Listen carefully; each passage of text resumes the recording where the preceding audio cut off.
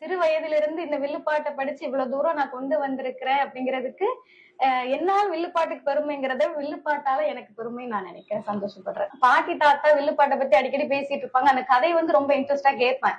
கிராமங்கள்ல பேசுற அந்த வார்த்தை நுணுக்கங்கள்லாம் ரொம்ப அழகா இருக்கும் அப்படிங்கிற ரொம்ப ரசிப்பேன்.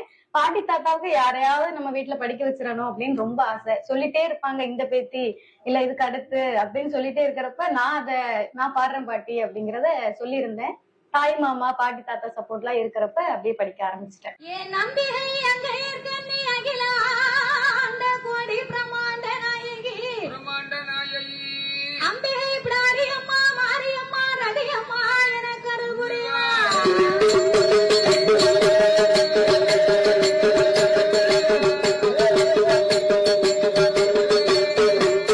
மக்களுக்கு வந்து எப்படி சொன்னா பிடிக்கும், அதை எப்படி சொன்னா புரியும் அப்படிங்கறது அந்த இடங்கள்ல மக்களுக்கு ஏத்த மாதிரி அவங்க பாணியில சொல்லும் போது சிரிப்பாவோ அவங்களுக்கு பிடிச்ச மாதிரி சுவாரஸ்யமா கொண்டு போறதுனாலயோ செவிவழி கடத்தல், அப்புறமா கற்பனை, நம்மளுக்கு இப்படி இருந்திருக்கலாம், இப்படி வந்திருக்கலாம் அப்படிங்கிற கற்பனையும் சேர்த்து அதை வழிமுறையா கொண்டு வந்து மக்களுக்கு கொண்டு சேர்க்கிறோம். இப்போ எல்லாரும் பாக்குறாங்க, எல்லாருக்கும் தெரியறதுன்னா முதலாவது முக்கியமா அந்த இணையத்தை வந்து முக்கியமா சொல்லியே ஆகணும்.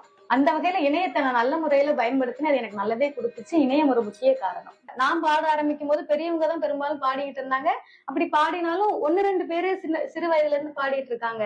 பட் நான் பாடினதுக்கு அப்புறம் நிறைய பேரு இந்த கலையில வரணும் அப்படின்னு ஆசைப்பட்டதே நான் வில்லுப்பாட்டு படிச்சது பெரிய மாற்றத்தை கொண்டு வந்ததா நான் நம்புறேன்.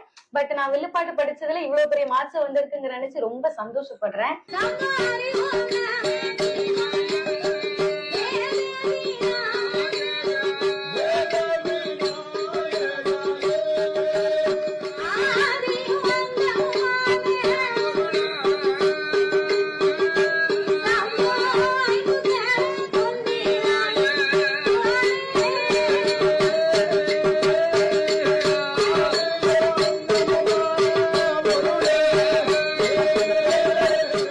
பாரம்பரியமா இருந்தாதான் வருங்கிறத விட எந்த ஒரு துறையில நம்ம சாதிக்கிறதா இருந்தாலும் நம்ம மனசுக்கு பிடிச்சு அதை ரொம்ப ஆசையா பண்ணும்போது அது கரெக்டா வருங்கிறத நினைச்சு மட்டும் பண்ணுனேன். அதே மாதிரி நான் ரொம்ப ஆசையா அதை பிடிச்சு பண்ணுனேன், அது நல்லா வந்துச்சு. என்னை பொறுத்தவரை கலைக்கு என்னைக்குமே அழிவே கிடையாது. கலைஞர்களுக்கு கூட அழிவு வரும், கலைக்கு ஒரு நாள் அழிவே வராது. கண்டிப்பா அது எப்பவும் இருந்துகிட்டே இருக்கும்.